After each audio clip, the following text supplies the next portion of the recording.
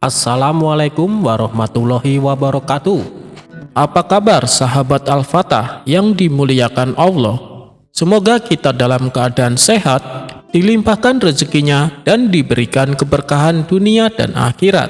Amin ya robbal alamin.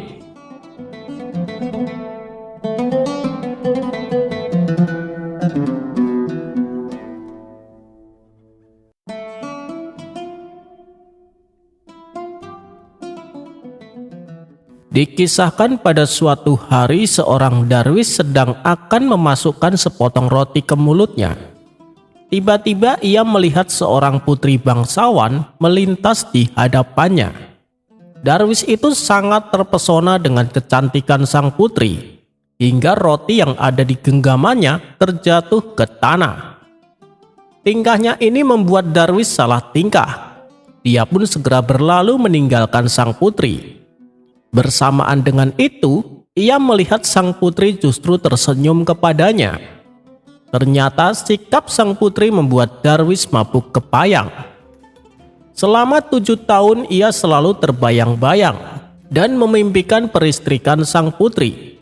Saking tergila-gilanya, ia sampai tidur di jalanan bersama anjing-anjing liar.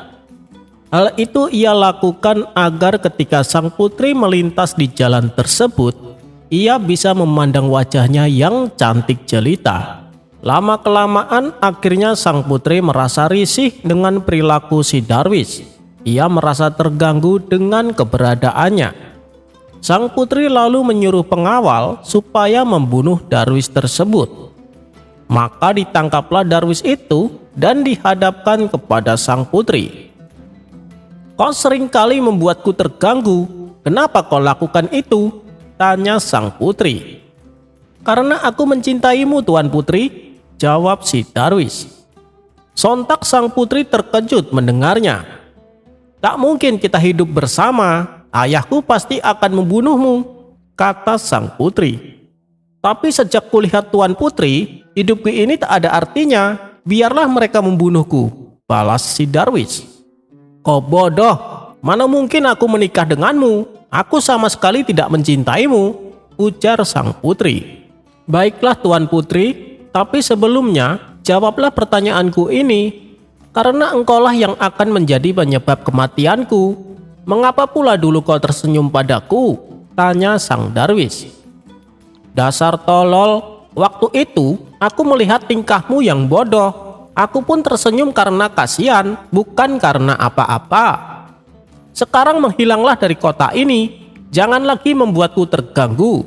Kalau tidak, aku akan menyuruh para pengawal untuk membunuhmu," ancam sang putri. Dan sejak saat itu sang Darwis langsung meninggalkan kota tersebut. Ternyata selama bertahun-tahun ia telah salah mengartikan atas senyuman sang putri kepadanya. Hikmah dari kisah ini adalah kesalahpahaman mungkin bisa terjadi, tapi jangan sampai terburu-buru membenarkan dugaan kita.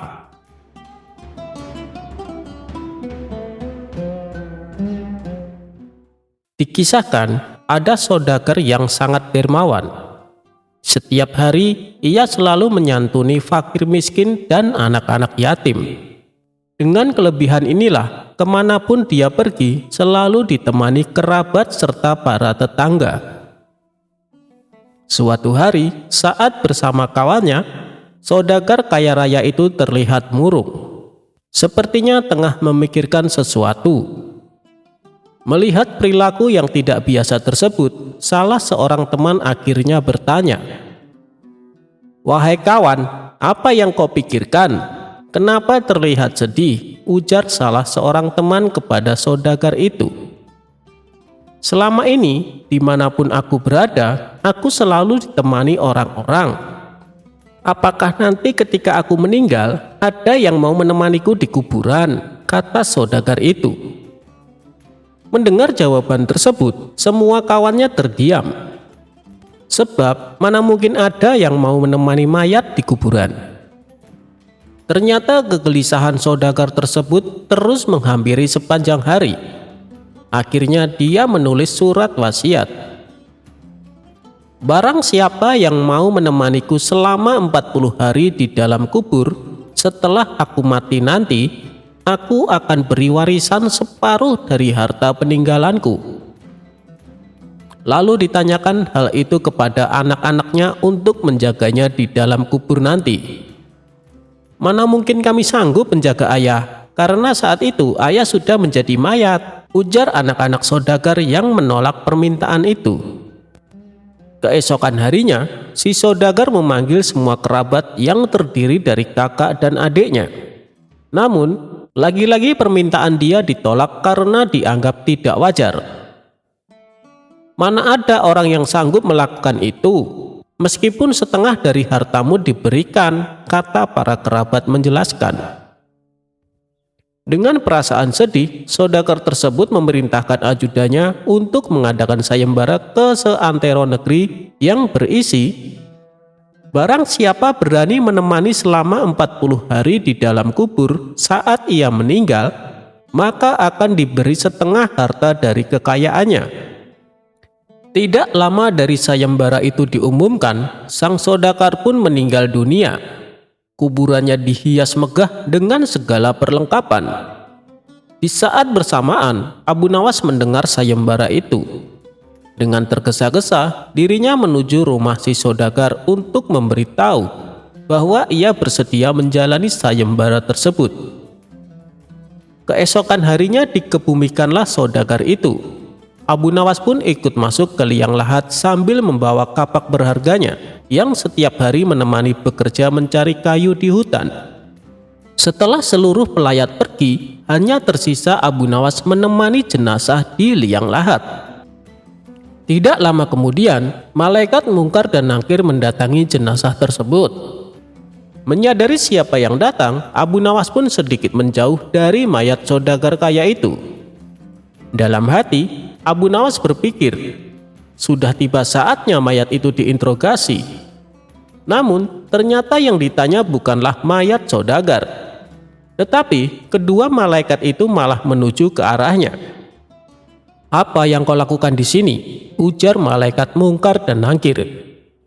"Aku sedang menemani mayat ini selama 40 hari untuk mendapatkan setengah harta warisannya," jawab Abu Nawas.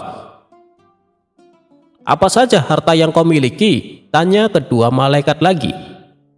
"Hartaku hanya kapak ini," jawab Abu Nawas. Ternyata kedua malaikat itu terus bertanya, sampai pada pertanyaan, "Di mana kau mendapatkannya?" "Aku membelinya," jelas Abu Nawas. Dari sanalah setiap hari Abu Nawas ditanya seputar kapak dan pekerjaannya. Di hari ke-40, kedua malaikat itu datang kembali dan bertanya seputar kapak itu lagi. Sebelum Abu Nawas menjawab, Abu Nawas membuka pintu kubur itu dan langsung lari keluar. Di luar ternyata sudah ada kerabat saudagar tersebut. Abu Nawas yang berlari sambil berteriak pun berkata, "Kalian ambil saja semua harta warisannya, karena aku sudah tidak menginginkannya lagi."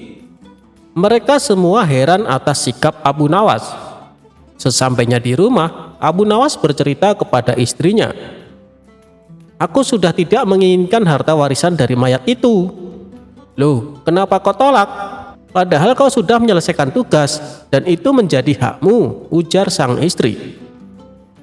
Abu Nawas pun menceritakan pengalamannya di dalam kubur bertemu malaikat Mungkar dan Nakir yang terus bertanya seputar kapaknya selama 40 hari. Padahal itu harta satu-satunya. Bagaimana kalau dia memiliki harta banyak? Berapa pertanyaan nantinya? Istrinya pun hanya bisa geleng-geleng mendengar cerita Abu Nawas.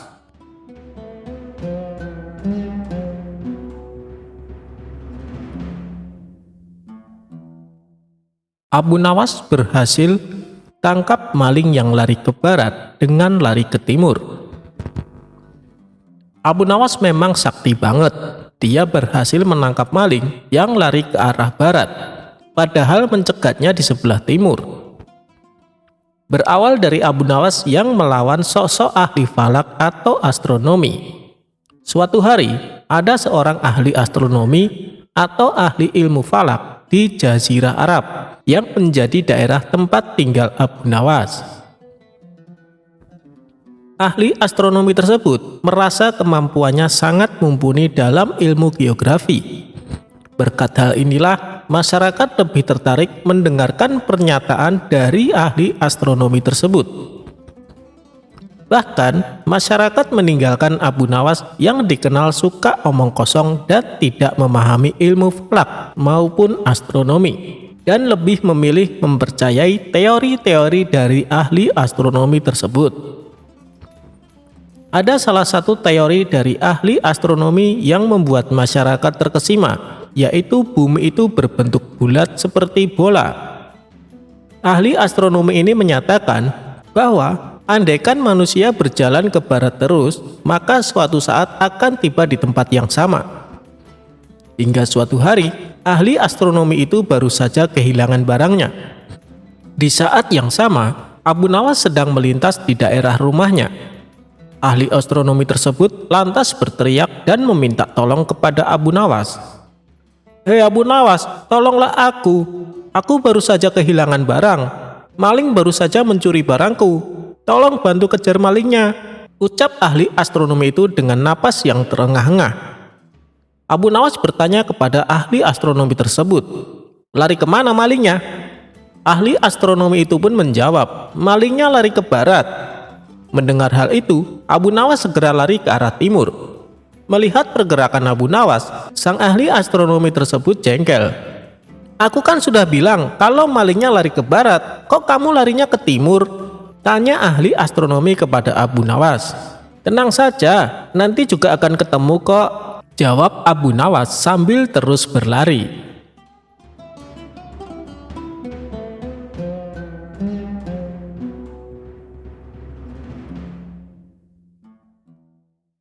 Abu Nawas ajari Abu Jahal mencuri. Abu Nawas dalam kesehariannya dikenal sangat sederhana. Namun ia memiliki tetangga yang tidak henti-hentinya memusuhi, yakni Abu Jahal. Setiap kali Abu Nawas membeli suatu barang, Abu Jahal merasa panas. Ia tidak suka melihat Abu Nawas bahagia dengan barang baru yang dimiliki. Suatu hari, Abu Nawas membeli sebuah lonceng, lalu menempelkannya di depan pintu rumahnya. Bila ada orang yang hendak bertamu, tidak perlu lagi mengetuk pintu, cukup membunyikan lonceng tersebut. Melihat hal itu, hati Abu Jahal pun merasa panas. "Sombong sekali Abu Nawas, beli lonceng saja pamer," ucap Abu Jahal. Abu Nawas yang menangkap gelagat Abu Jahal malah sengaja menggodanya. "Hei Abu Jahal, lihatlah, aku punya lonceng warisan leluhurku," teriaknya. Mendengar teriakan Abu Nawas, Abu Jahal makin kesal. "Dasar tukang pamer," balas dia. Padahal Abu Nawas sama sekali tidak ada niatan pamer. Abu Jahalnya saja yang merasa dengki dengan Abu Nawas. Akibat rasa dengki itu, Abu Jahal ingin membalas perlakuan Abu Nawas. Lalu muncullah di benaknya niat berbuat jahat. "Aku akan curi lonceng Abu Nawas, lalu aku buang ke hutan biar dia tahu rasa," pikir Abu Jahal. Ternyata niatan Abu Jahal ini bukan omong kosong. Saat tengah malam tiba, ia benar-benar melakukan aksi jahat itu. Dengan berjalan mengendap-endap, Abu Jahal mendekati pintu rumah Abu Nawas dan berusaha mencongkel lonceng yang menempel di pintu. Akan tetapi saat loncengnya tersenggol, langsung berbunyi hingga membuat Abu Nawas terjaga dari tidurnya. "Siapa di luar?" teriak Abu Nawas. Mendengar itu, Abu Jahal langsung kabur meninggalkan rumah Abu Nawas. "Kurang ajar, hampir saja aku ketahuan," ujar Abu Jahal. Meski hampir ketahuan, Abu Jahal tidak mau menyerah.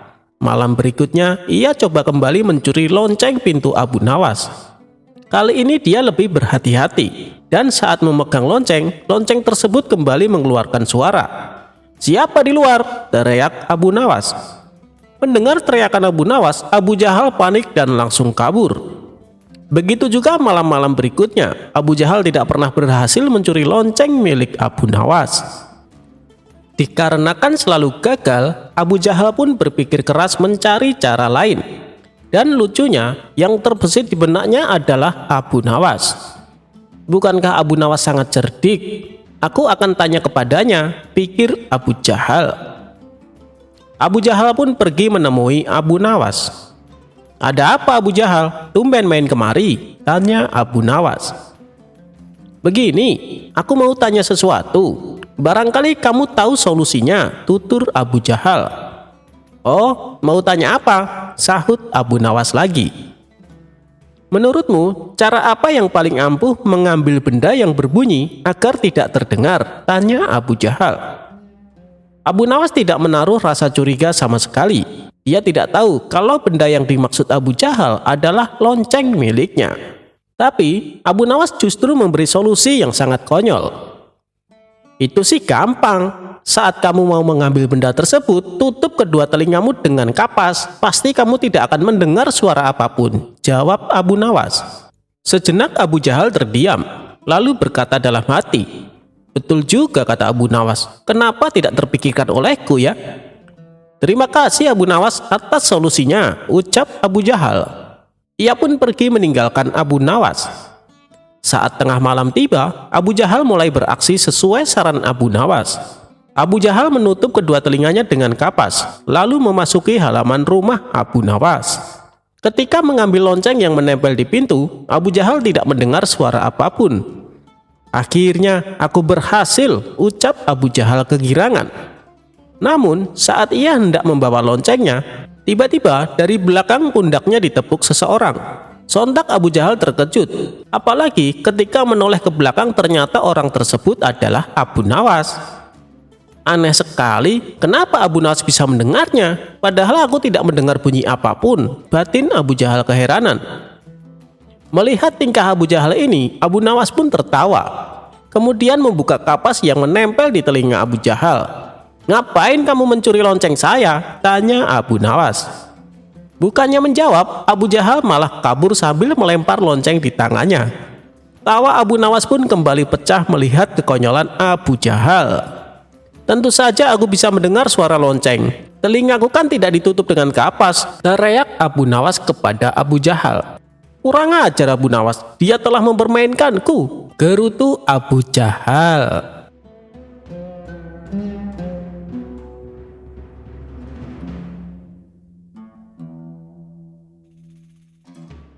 Abu Nawas ketakutan saat diminta menyimpan kunci peti harta.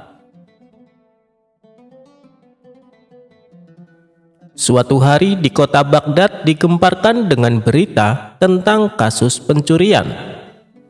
Tidak tanggung-tanggung, yang dicuri adalah uang masyarakat yang disimpannya di dalam peti. Hal yang lebih mengherankan adalah peti tersebut masih dalam keadaan utuh.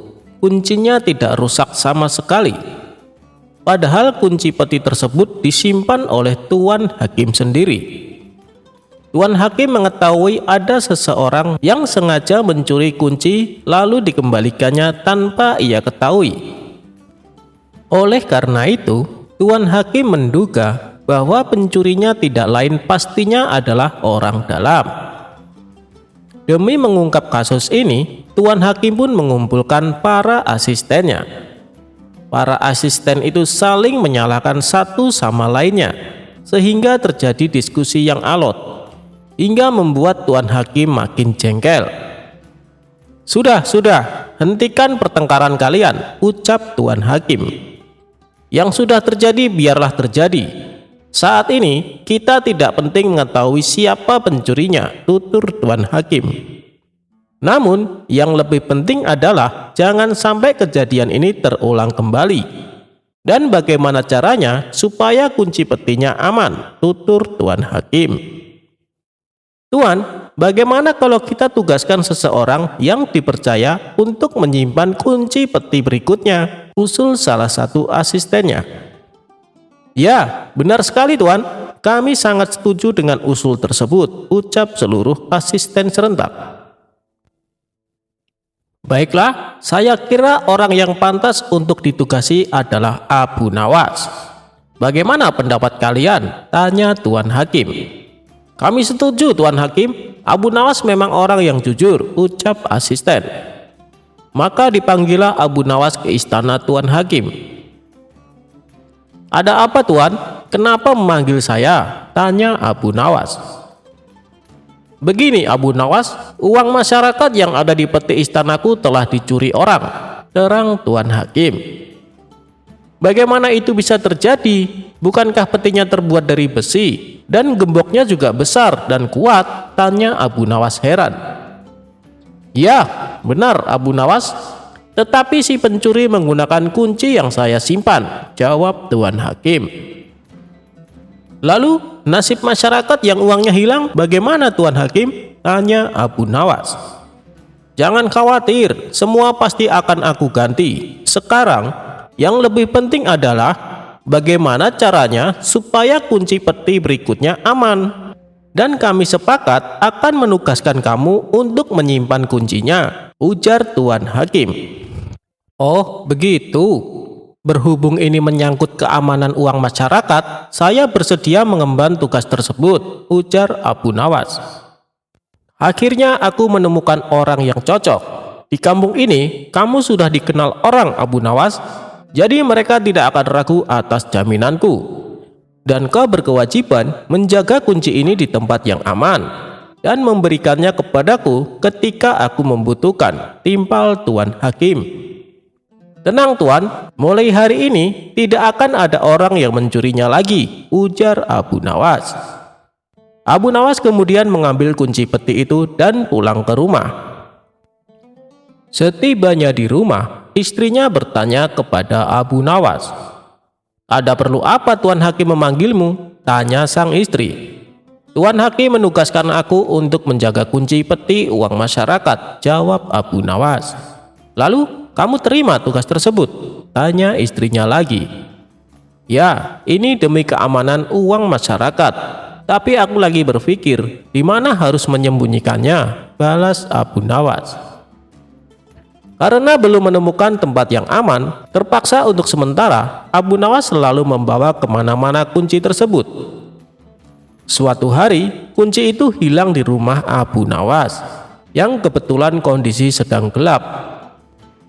Nyalakan lilin, pinta istri Abu Nawas. Di mana lilinnya? Tanya Abu Nawas. Di sebelah kirimu, jawab sang istri. Bagaimana aku mengetahui arah kanan dan kiri dalam situasi gelap seperti ini? Ucap Abu Nawas. Ya sudah, kita cari besok pagi saja, ujar sang istri. Keesokan paginya, Abu Nawas dan istri kembali mencari kunci tersebut. Setelah sekian lama mencari, akhirnya kuncinya pun ditemukan. Alhamdulillah, akhirnya ketemu. Jika kunci ini hilang, saya bisa dihukum oleh Tuan Hakim, ujar Abu Nawas. Lebih baik kuncinya disimpan saja. Kalau sampai hilang di jalan, bisa tambah runyam, tutur sang istri. Mendengar perkataan istrinya, Abu Nawas pun terdiam. Setelah lama merenung, akhirnya Abu Nawas menemukan ide. Aha, aku tahu tempat yang paling aman, pikir Abu Nawas dalam hati. Abu Nawas pun segera pergi menuju istana Tuan Hakim. Sesampainya di sana, Abu Nawas segera menuju tempat di mana peti itu diletakkan. Abu Nawas lalu memasukkan kuncinya ke dalam peti tersebut. Melihat kehadiran Abu Nawas yang tiba-tiba berada di dalam istananya, Tuan Hakim pun bertanya, "Apa yang telah kau perbuat, Abu Nawas? Apakah sudah menyimpan kunci itu di tempat yang aman?" tanya Tuan Hakim. Tentu saja Tuan Hakim, kuncinya saya simpan di tempat yang paling aman, ujar Abu Nawas.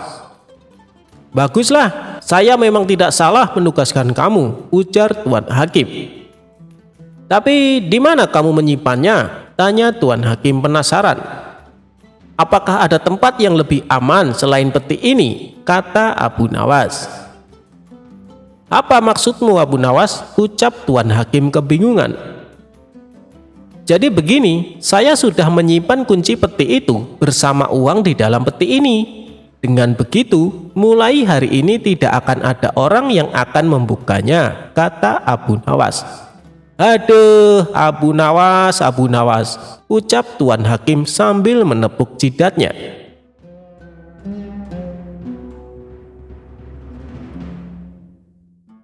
Abu Nawas melarang mendoakan orang mati. Suatu hari, saat Abu Nawas sedang duduk di depan rumah, tiba-tiba datang seorang wanita mengadukan nasibnya kepada Abu Nawas. Dengan menangis terisak-isak, si wanita menceritakan masalahnya. "Suamiku di penjara, Tuan Abu, padahal dia tidak melakukan kesalahan," ucap si wanita. "Memangnya suamimu kenapa? Kok sampai di penjara?" "Suamiku petani yang miskin, tapi oleh Menteri Istana, dia disuruh membayar penuh pajaknya. Tentu saja kami tidak mampu. Lalu suamiku meminta keringanan, supaya bayarnya setengah saja. Tapi sang menteri menolaknya. Ia malah menuduh kalau suamiku menentang perintah raja. Akhirnya suamiku dimasukkan ke penjara," kata si wanita menjelaskan. "Oh, jadi itu masalahnya. Baiklah Ibu, saya akan membantu supaya suami Ibu dibebaskan dari penjara," balas Abu Nawas. Maka Abu Nawas pun membuat siasat supaya dirinya bisa bertemu dengan Baginda Raja untuk mengadukan masalah ini. Pada esok harinya, Abu Nawas sengaja membuat gaduh kota Baghdad dengan ucapannya, baik di pasar maupun di dalam keramaian. Ia selalu meneriakkan kata-kata yang sama. "Hei kalian yang suka menyuruh orang sholat, ketahuilah perbuatanmu itu salah dan berdosa. Dan ketahuilah juga, mendoakan orang mati itu perbuatan jahat dan sesat." Akibat perkataannya ini tentu saja membuat masyarakat menjadi geram. Ada pula yang menganggap bahwa Abu Nawas sudah gila. Pernah ada salah satu warga yang menghardik Abu Nawas. "Hei Abu Nawas, justru kamu yang sesat dan gila. Jangan pengaruhi orang untuk mengikuti ajaranmu." Namun Abu Nawas hanya tersenyum dan pergi meninggalkannya. Begitulah seterusnya, ia terus menggaungkan ucapannya itu dimanapun tempat ia berada. Karena sudah jengkel dengan ulah Abu Nawas ini, para warga sepakat untuk menangkap Abu Nawas dan dibawanya ke istana. Pada esok harinya, saat Abu Nawas berada di pasar dan hendak melakukan aksinya, orang-orang langsung menangkapnya. Kemudian dengan tangan terikat, Abu Nawas dibawa ke istana untuk dihadapkan kepada Baginda Raja. Melihat ramai orang berkumpul, Baginda Raja pun bertanya, "Ada apa ini? Kenapa kalian mengikat tangan Abu Nawas?" tanya Baginda Raja. Mereka pun lalu menceritakan perbuatan Abu Nawas yang telah membuat gaduh masyarakat. Mendengar pengaduan mereka, Baginda Raja pun langsung naik pitam. "Hei Abu Nawas, benar kamu berkata demikian?" tanya Baginda Raja emosi. "Benar Paduka yang mulia," jawab Abu Nawas seolah tak bersalah. "Kurang ajar kamu ya, kamu telah melukai hati umat Islam dan kamu harus dihukum dengan berat," bentak Baginda Raja. "Memangnya salah saya apa Paduka? Bukankah perkataanku itu benar?" protes Abu Nawas. "Jelas salah dan kamu pantas dihukum mati," balas Baginda Raja. "Coba Paduka tunjukkan di mana letak kesalahan perkataan saya," tanya Abu Nawas berkilah. "Bukankah kamu mengatakan menyuruh orang salat itu perbuatan dosa, sedangkan sholat itu kewajiban umat muslim? Bahkan ketika kita bekerja pun, ketika waktu sholat tiba, kita harus meninggalkan pekerjaan untuk menunaikan sholat. Dan orang-orang yang mengumandangkan azan, mereka itu mengingatkan kita dan menyuruh kita untuk sholat. Dengan perkataanmu itu, secara tidak langsung, kamu menuduh mereka yang azan adalah perbuatan dosa," jawab Baginda Raja bertambah emosi. "Sabar dulu Paduka yang mulia, yang saya katakan menyuruh orang sholat, bukan menyuruh orang untuk sholat. Bukankah berdosa menyuruh orang sholat? Kalau mau menyuruh orang sholat, tunggulah sebentar hingga orang tersebut selesai sholatnya," ujar Abu Nawas menjelaskan. Baginda Raja terdiam. "Oh, begitu.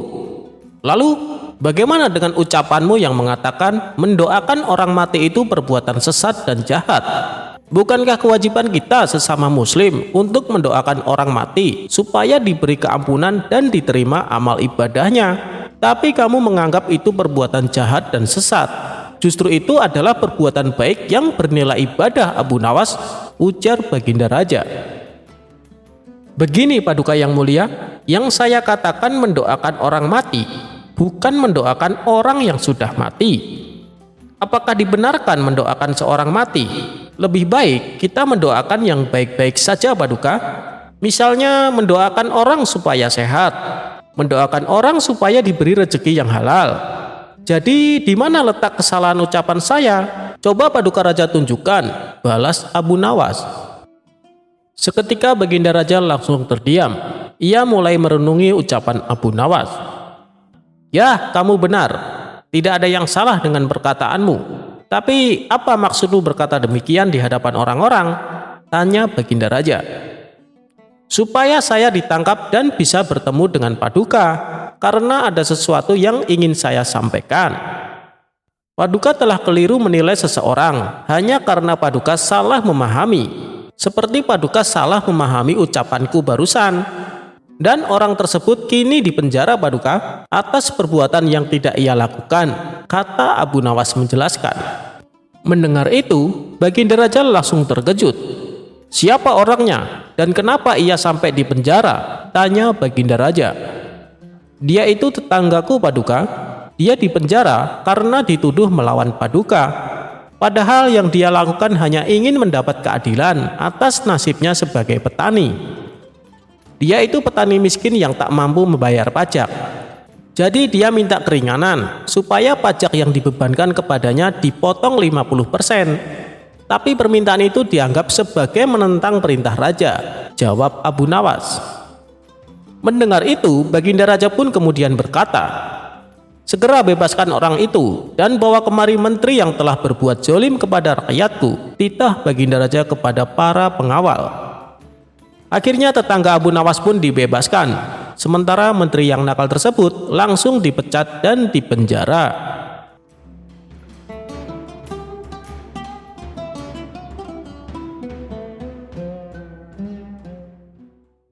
Karena seringnya membongkar kasus penipuan, membuat komandan prajurit mendapat penghargaan dari Baginda Raja. Dan berkat sepak terjang sang komandan, maraknya kasus penipuan berangsur-angsur menurun. Saat prosesi pemberian penghargaan berlangsung, Baginda Raja berkata, "Kamu hebat, tidak salah aku mengangkatmu sebagai komandan," puji Baginda Raja. Ia pun memberikan hadiah 50.000 dinar sebagai penghargaan atas jasa sang komandan. Cara apa yang kamu gunakan sehingga bisa dengan cepat memberantas banyak kasus penipuan? Tanya Baginda Raja. Dengan sombongnya sang komandan menjawab, itu mudah saja Paduka. Saya sudah tahu berbagai macam trik tipuan, makanya dengan mudah bisa saya tuntaskan. Saya ini orangnya tidak bisa ditipu Paduka, ucap sang komandan. Baginda Raja pun memuji kinerjanya sebagai komandan prajurit yang berprestasi. Sementara Abu Nawas yang juga hadir berkata di hadapan Baginda Raja, pekerjaan seperti itu menurut saya sangat mudah dan tidak berat. Perkataan Abu Nawas ini membuat sang komandan merasa tersinggung. Abu Nawas, kamu berkata demikian karena kau tidak bisa menipuku, ujar sang komandan.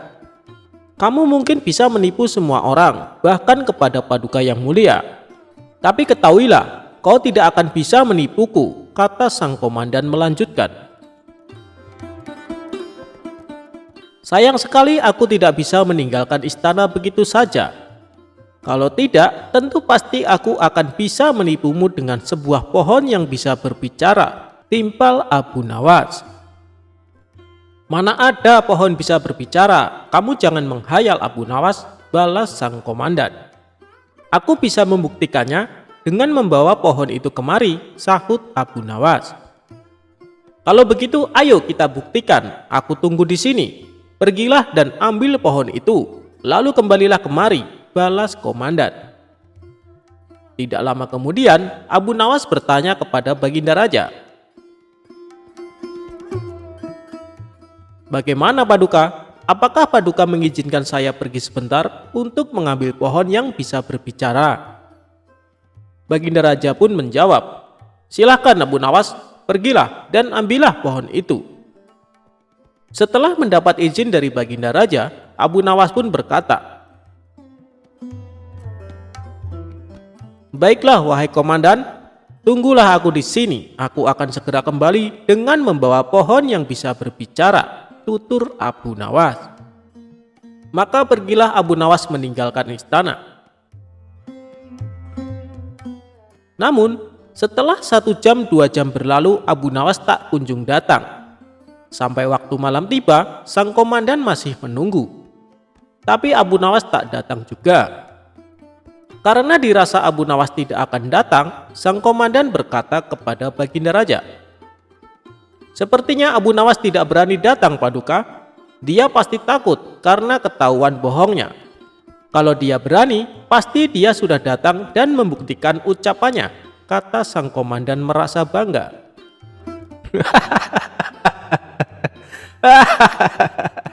Baginda Raja justru tertawa mendengar pengakuan komandan istana. "Ampun Paduka yang mulia, kenapa Paduka malah tertawa?" tanya sang komandan merasa heran. "Abu Nawas tidak datang bukan karena takut ketahuan berbohong, tapi justru telah berhasil menipumu," balas Baginda Raja sambil tertawa. "Maksud Paduka?" tanya sang komandan tak mengerti.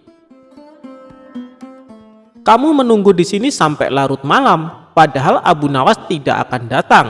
Bukankah itu berarti Abu Nawas telah berhasil menipumu?" tutur Baginda Raja. Seketika sang komandan mulai menyadari. Ia pun merasa malu karena telah menyombongkan dirinya. "Ini baru pertama kali orang gila telah memperdayaiku," gerutu sang komandan. Tawa Baginda Raja pun kembali pecah. Ia tak henti-hentinya tertawa sambil memegangi perutnya.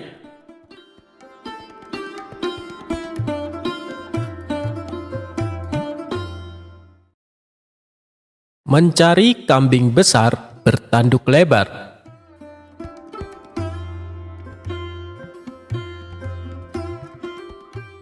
Abu Nawas cerdas sekali, bisa memberi solusi atas kesusahan Baginda Raja. Berawal suatu malam, Raja tidak bisa tidur.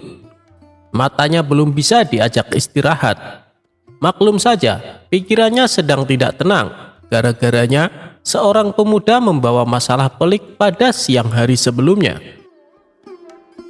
Masalahnya muncul ketika siang itu seorang pemuda datang ke kota Baghdad menghadap Baginda Raja, raja yang adil, arif dan bijaksana. Ketika raja sedang duduk di balairung bersama beberapa orang menteri. "Hei anak muda, engkau berasal dari mana?" tanya Baginda kepada pemuda tersebut. "Ya tuanku Syah Alam," jawab sang pemuda. "Ampun beribu ampun, adapun hamba ini berasal dari negeri Kopiah." "Apa maksudmu datang kemari? Ingin berdagang?" tanya Baginda Raja lagi. "Ya tuanku, hamba datang kemari ingin mengadukan nasib hamba," jawab si saudagar. "Katakan maksudmu supaya bisa kudengar," perintah Baginda Raja. Saudagar kaya ini bercerita telah bertahun-tahun berumah tangga namun tidak kunjung punya momongan. Allah Subhanahu wa Ta'ala belum menakdirkan dirinya memiliki anak. Maka ia berkata kepada istrinya untuk bernazar kepada Allah Subhanahu wa Ta'ala. Jika diberi anak laki-laki, akan memotong kambing yang besar dan lebar tanduknya sejengkal. Kemudian dagingnya disedekahkan kepada fakir miskin. Keinginan itu ternyata dikabulkan Allah Subhanahu wa Ta'ala. Istrinya pun hamil dan melahirkan bayi laki-laki yang sehat walafiat.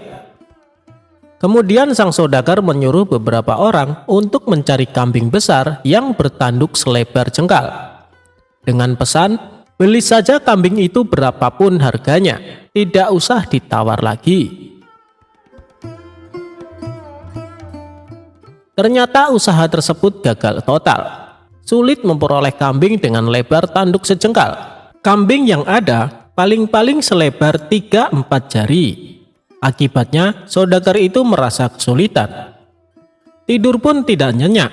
Terpikir olehnya untuk mengganti nazarnya tersebut dengan 10 ekor kambing sekaligus. Yang penting kan kambing, bukan hewan lain. Namun, rencana tersebut akan dikonsultasikan dulu dengan beberapa orang penghulu di negeri itu. Ia telah mengadu kepada seorang penghulu. Pas kebetulan saat itu datang di rumah penghulu sedang banyak orang. Rupanya ada pertemuan para penghulu seluruh negeri. "Apa maksud kedatangan Anda kemari?" tanya penghulu yang tertua. "Ya Tuan Kadi, hamba mempunyai nazar yang sulit dipecahkan." Lalu ia menguraikan kendala yang dihadapi dan rencana penggantiannya. Ternyata para kadi itu tidak berani memberikan rekomendasi untuk mengganti nazar. Mereka bahkan menyuruh saudagar tersebut terus mencari kambing bertanduk sejengkal, dimanapun dan kemanapun sesuai nazar semula.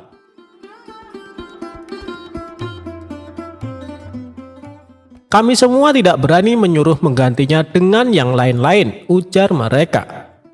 Kenyataan itu makin menambah berat beban saudagar tersebut.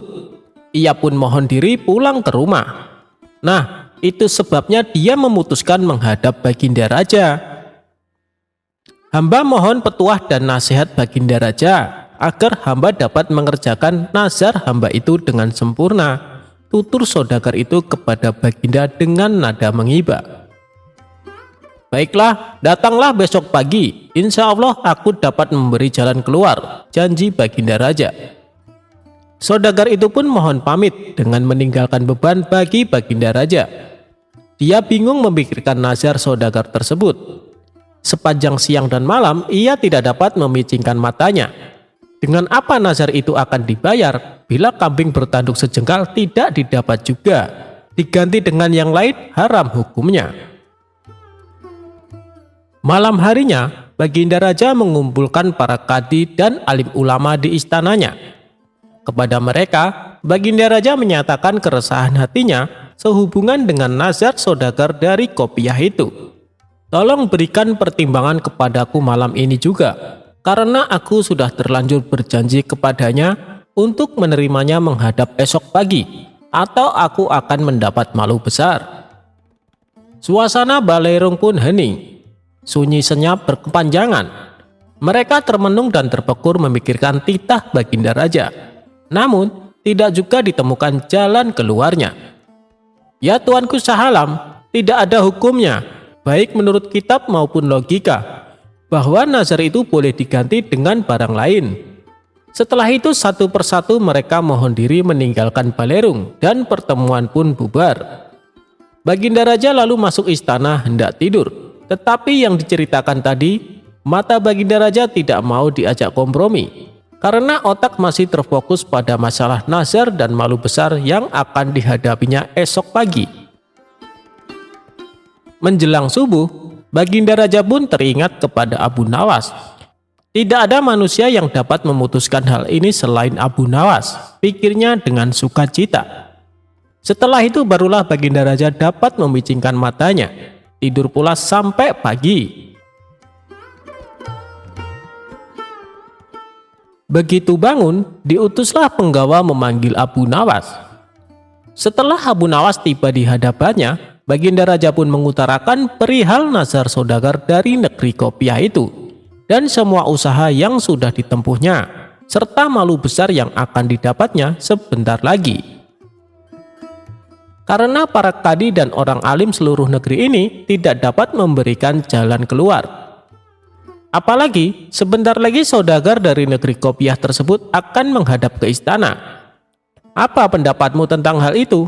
tanya Baginda Raja dengan sorot mata ingin tahu jawaban Abu Nawas. "Ya Tuanku Sahalam, janganlah Tuanku bersusah hati. Jika Tuanku percaya, insya Allah hamba dapat menyelesaikan perkara ini," jawab Abu Nawas meyakinkan.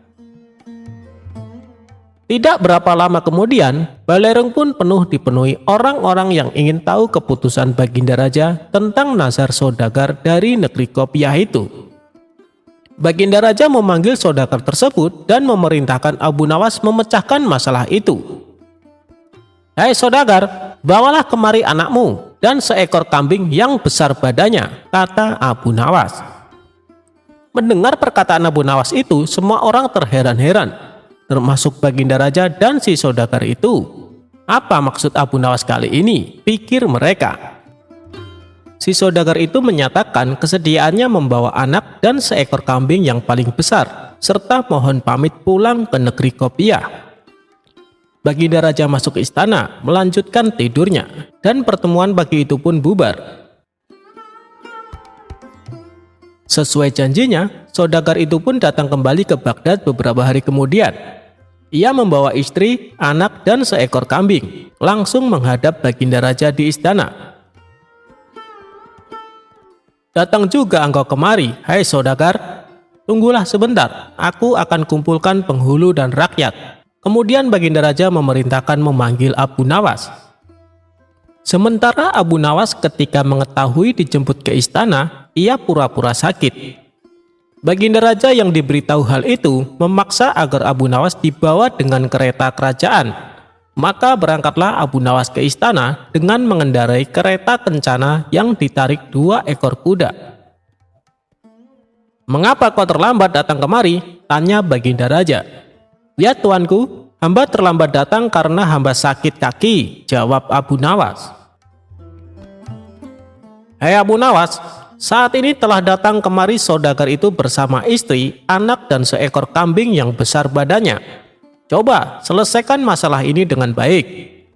"Baiklah, akan hamba selesaikan masalah ini." Bukan main senang hati Baginda Raja mendengar jawaban itu. Abu Nawas menarik kambing dan anak saudagar itu. Jari tangan kiri anak tersebut dijengkalkan ke tanduk kambing dan ternyata sama panjangnya. Baginda Raja dan seluruh yang hadir di Balerung heran memikirkan ulah Abu Nawas. "Ya tuanku, hamba mohon ampun. Jika hamba tidak salah ingat, saudagar itu mengatakan bahwa lebar tanduk kambing itu sejengkal. Karena yang dinazarkan anak ini, jari anak inilah yang hamba jengkalkan ke tanduk kambing itu. Dan ternyata pas benar. Jadi kambing ini boleh disembelih untuk membayar nazar. Itulah pendapat hamba. Jika salah, hamba serahkan keputusannya kepada Baginda Raja dan semua orang yang hadir di sini." "Pendapat Abu Nawas aku kira benar," kata Baginda Raja dengan sangat meyakinkan. Bukan main senang hati saudagar itu karena dapat membayar lunas nazarnya, maka diberikanlah hadiah kepada Abu Nawas berupa uang 100 dirham. Kemudian ia mohon pamit kepada Baginda Raja dan pulang ke negerinya.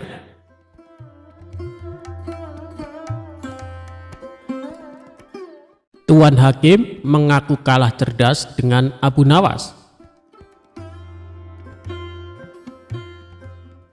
Abu Nawas suatu hari sedang melihat-lihat kebunnya yang sudah lama tidak terurus.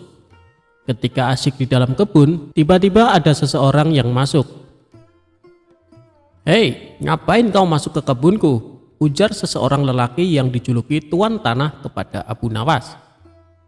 Abu Nawas pun kaget dan langsung membantahnya.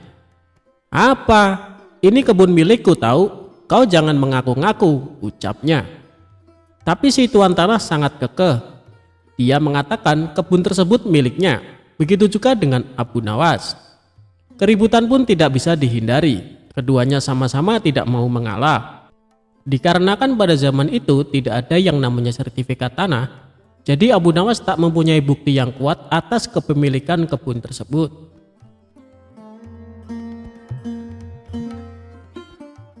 Tidak ada jalan lain bagi Abu Nawas kecuali melapor kepada Baginda Raja. "Ayo kita adukan masalah ini kepada Baginda Raja," ucap Abu Nawas. Tantangan tersebut tidak membuat si Tuan Tanah mundur. Ia tetap meladeni permintaan Abu Nawas. Keduanya pun pergi ke istana untuk menghadap Baginda Raja.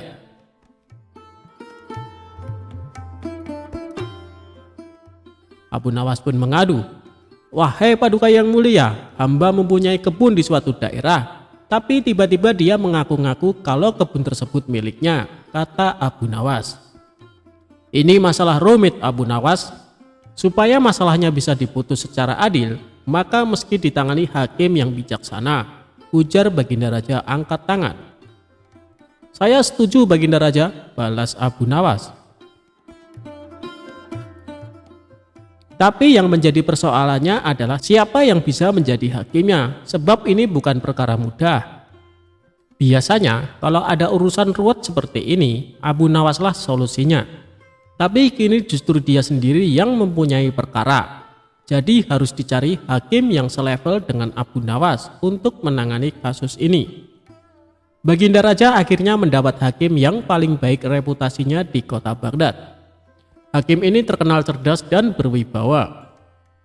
Orang-orang yang perkaranya ditangani olehnya selalu puas dengan hasil keputusannya. Baginda Raja yakin hakim ini pasti akan memutuskan perkara dengan seadil-adilnya. Maka pada hari yang sudah ditentukan, sidang pun dilakukan di salah satu ruang istana. Dalam sidang itu, selain pihak yang bersengketa, hadir juga Baginda Raja. Rupanya ingin tahu siapa sesungguhnya yang mengaku-ngaku dan menjadi biang kerok masalah ini. Baginda Raja yakin kalau klaim Abu Nawas atas kebunnya tidak mengada-ngada. Tetapi sangat sulit bagi dirinya untuk begitu saja memenangkan Abu Nawas sebelum sidang dimulai.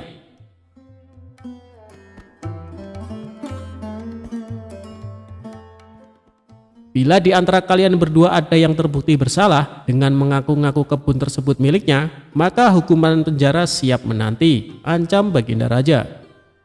Oleh karena itu, sebelum sidang dimulai, aku kasih satu kesempatan lagi. Kalau mau jujur sekarang, aku tidak akan menghukumnya, ucap Baginda Raja mengancam. Tapi si tuan tanah tetap pada pendiriannya, dan sidang langsung dimulai. Untuk menguji kebenaran atas pengakuan kebun itu, maka sang hakim bertanya kepada kedua belah pihak yang bersengketa. "Berapa jumlah pohon di dalam kebunmu?" tanya hakim kepada tuan tanah. Si tuan tanah nampak kebingungan, bahkan cenderung panik. Sedangkan Abu Nawas terlihat lebih tenang, padahal dia sendiri tidak tahu jumlah pohon yang ada di kebunnya, karena tak pernah menghitungnya. Lagi pula siapa yang sudi menghitung pohon di kebun?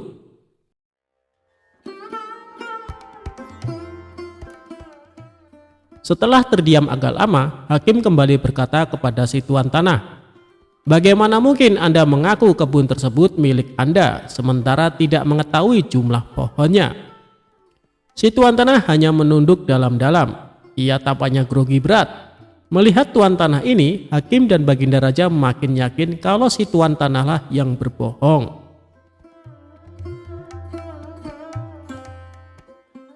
Kemudian pertanyaan tadi juga diajukan oleh hakim kepada Abu Nawas. "Sekarang giliranmu, Abu Nawas. Berapa jumlah pohon yang ada di kebunmu?" tanya sang hakim. "Sebelum hamba menjawabnya, bolehkah hamba bertanya kepada tuan hakim?" ucap Abu Nawas. "Silahkan Abu Nawas," jawab hakim. "Berapa lama Anda menempati rumah Anda?" tanya Abu Nawas. "Kira-kira sejak beberapa tahun yang lalu." "Memangnya kenapa Abu Nawas?" tanya balik tuan hakim keheranan. "Tidak, hamba cuma mau bertanya, berapa jumlah genting yang ada di rumah Anda?" tanya Abu Nawas lagi. Hakim tersebut langsung gelagapan dengan pertanyaan Abu Nawas. Ia tidak bisa menjawabnya. Lalu sang hakim mengumumkan keputusan persidangan kali ini. "Kebenaran ada di pihak Abu Nawas, dan kau tuan tanah karena telah berbohong maka akan dihukum penjara," ujar sang hakim lalu mengetok palu dan persidangan selesai. Bisa ditebak wajah pucat tuan tanah itu saat dirinya diseret ke penjara. Hakim yang terkenal adil dan bijaksana itu mengakui terkadang kecerdasan dan kejeniusan bisa patah oleh argumen. "Saya belum pernah kalah kecuali dengan kau, Abu Nawas," pungkas sang hakim mengakui kehebatan Abu Nawas.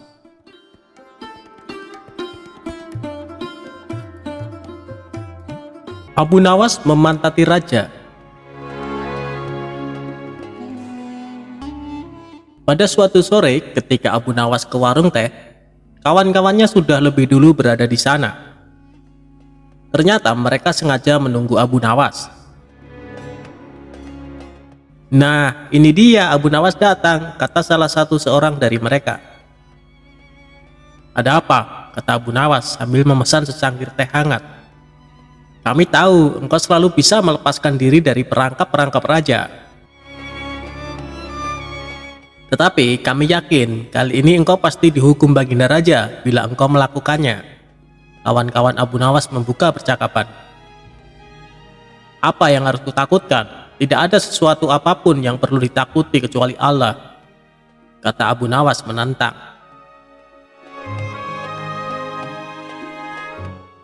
"Selama ini belum pernah ada seorang pun di negeri ini yang berani memantati Baginda Raja. Bukankah begitu, hai Abu Nawas?" tanya kawan Abu Nawas.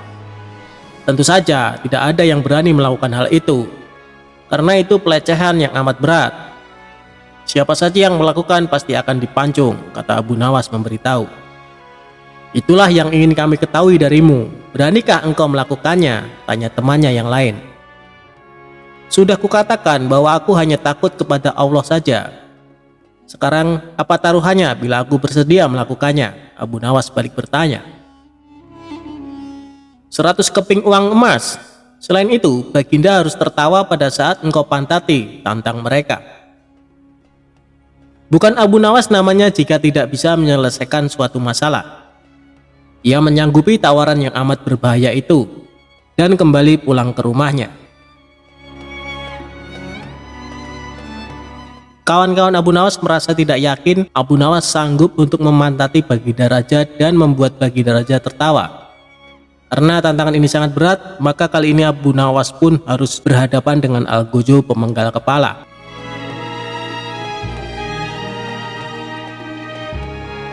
Minggu depannya, Baginda Raja mengadakan jamuan kenegaraan. Para menteri, pegawai istana, dan orang-orang dekat Baginda diundang, termasuk juga Abu Nawas. Abu Nawas merasa hari-hari berlalu dengan cepat karena ia harus menciptakan jalan keluar yang paling aman bagi keselamatan lehernya dari pedang Algojo.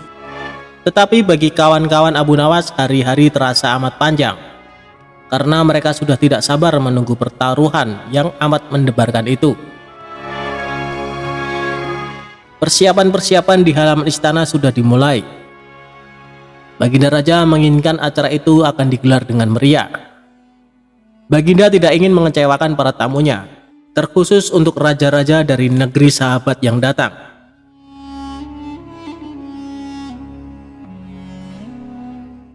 Akhirnya hari yang dijanjikan telah tiba. Semua tamu sudah datang kecuali Abu Nawas.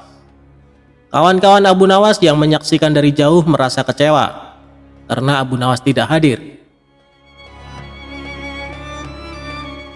Namun ternyata mereka keliru. Abu Nawas bukan tidak datang, tetapi terlambat sehingga Abu Nawas duduk di tempat yang paling belakang. Ceramah-ceramah yang mengesankan mulai disampaikan oleh para ahli pidato.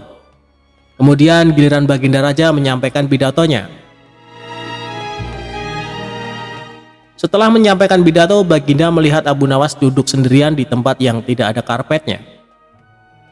Karena merasa heran, Baginda Raja bertanya, "Mengapa engkau tidak duduk di atas karpet?" tanya Raja. "Paduka yang mulia, hamba haturkan terima kasih atas perhatian Baginda. Hamba sudah merasa bahagia duduk di sini," kata Abu Nawas. "Wahai Abu Nawas, majulah dan duduklah di atas karpet, nanti pakaianmu kotor karena duduk di atas tanah," Baginda Raja menyarankan. "Ampun tuanku yang mulia, sebenarnya hamba ini sudah duduk di atas karpet," jawab Abu Nawas dengan santai. Baginda bingung mendengar pengakuan Abu Nawas karena Baginda melihat sendiri Abu Nawas duduk di atas lantai. "Karpet yang mana yang engkau maksudkan itu, hai Abu Nawas?" tanya Baginda masih bingung. "Karpet hamba sendiri, tuanku yang mulia.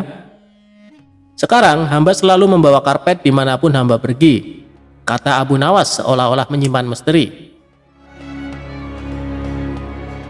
"Tetapi sejak tadi aku belum melihat karpet yang engkau bawa," kata Baginda Raja bertambah bingung. Baiklah baginda yang mulia, kalau memang ingin tahu maka dengan senang hati hamba akan menunjukkan kepada paduka yang mulia, kata Abu Nawas sambil beringsut-ringsut ke depan.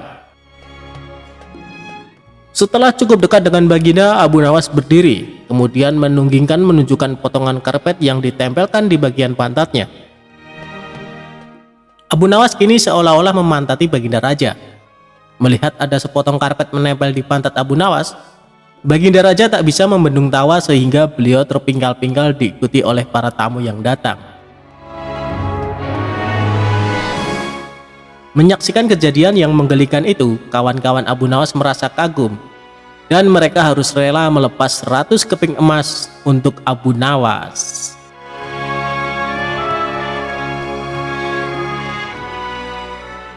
Cara Abu Nawas merubah rumah sempit terasa luas. Sudah lama Abu Nawas tidak dipanggil ke istana untuk menghadap baginda. Abu Nawas juga sudah lama tidak muncul di kedai teh.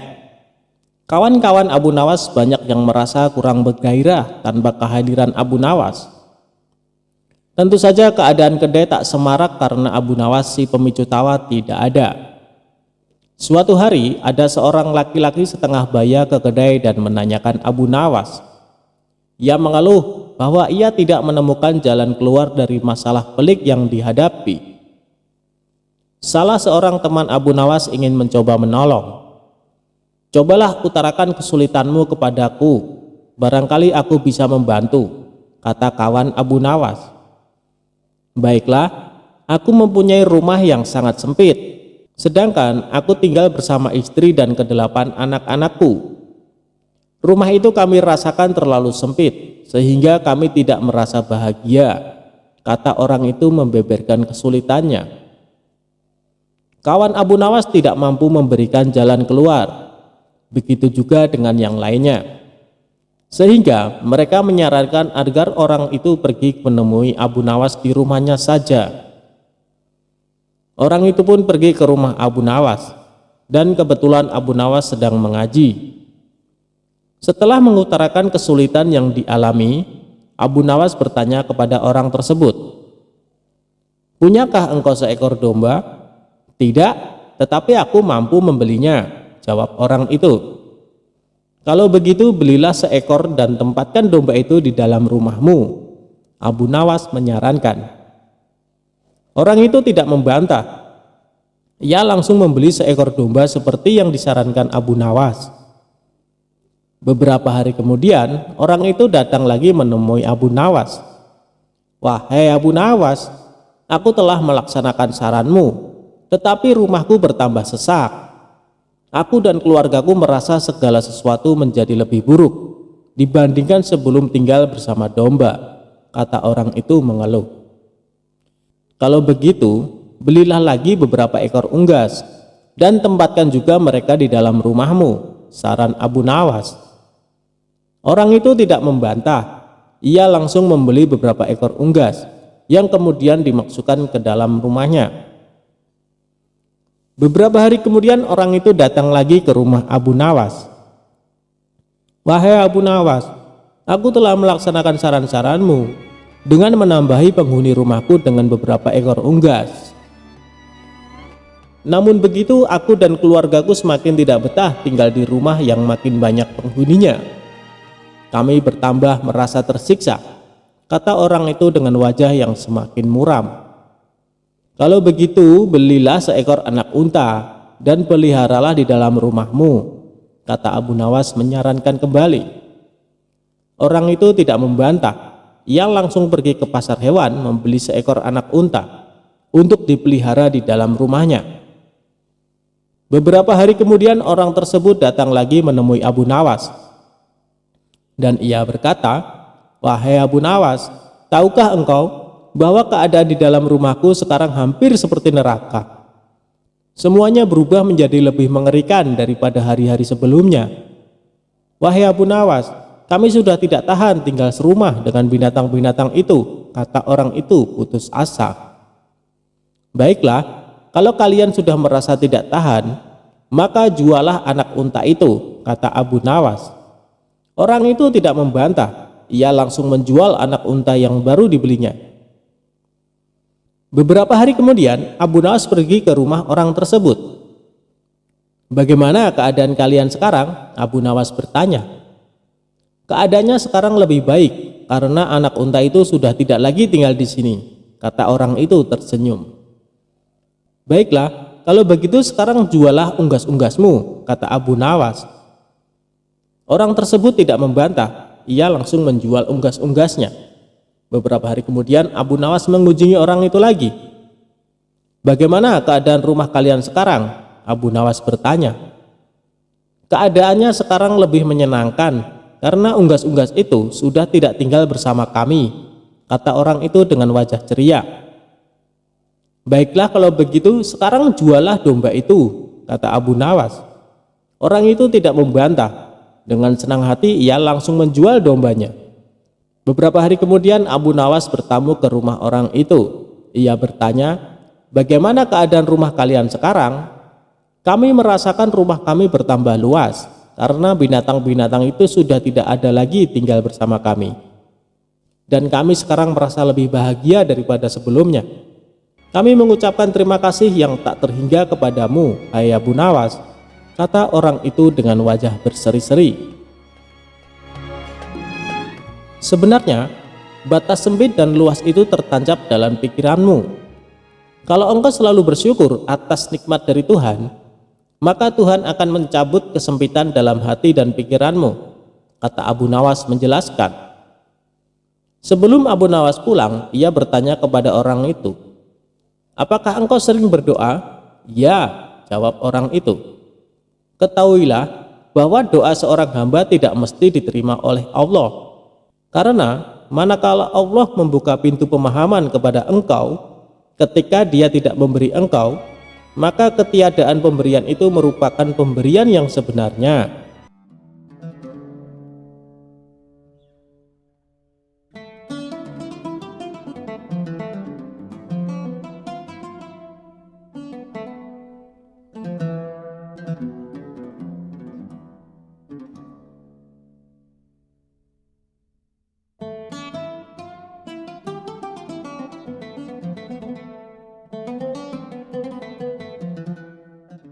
Abu Nawas mampu membutakan dan menyembuhkan mata wanita yang pengaruhi istrinya.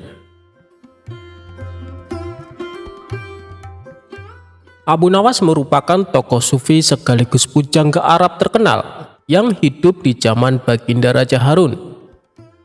Bukan hanya itu, Abu Nawas juga dikenal seorang yang cerdas dan cerdik serta berperangai baik, sehingga tidak heran kalau Baginda Raja kagum padanya. Bukan hanya itu, Abu Nawas juga merupakan sosok yang bijak dalam menyelesaikan permasalahan yang dihadapinya. Dikisahkan di kehidupan rumah tangga Abu Nawas terbilang cukup sederhana. Sedangkan jika Abu Nawas ingin kaya, ia bisa saja mewujudkannya karena hubungan Abu Nawas dengan Baginda Raja cukup dekat. Sudah berulang kali Baginda Raja menawarkan jabatan di istana dengan gaji yang lumayan besar. Namun Abu Nawas selalu menolaknya. Abu Nawas lebih memilih menjadi masyarakat biasa dengan kehidupan yang sederhana. Saking sederhananya, tidak ada barang mewah yang terdapat di dalam rumah Abu Nawas. Meski demikian, Abu Nawas selalu bersyukur dengan apa yang dimilikinya. Kesederhanaannya ini ia terapkan juga kepada istri dan anak-anaknya. Bukan hanya itu, Abu Nawas juga selalu mendidik keluarganya dengan ajaran agama, sehingga keluarga Abu Nawas terkenal di masyarakat sebagai keluarga yang religius. Dalam keseharian di dalam rumah saja, Abu Nawas menerapkan kebiasaan baik dan sesuai tuntunan agama.